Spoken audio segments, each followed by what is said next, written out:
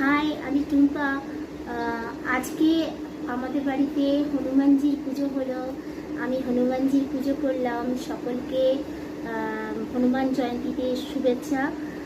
সবাই ভালো থাকবেন, শুভকামনা করলাম। আর আমার ব্লগের পাশে থাকবেন, আমার ব্লগটা দেখবেন।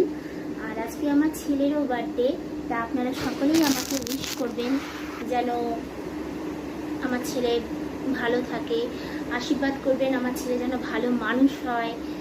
আর আজকে হনুমানজি পুজো দিলাম, খুব ভালো লাগলো।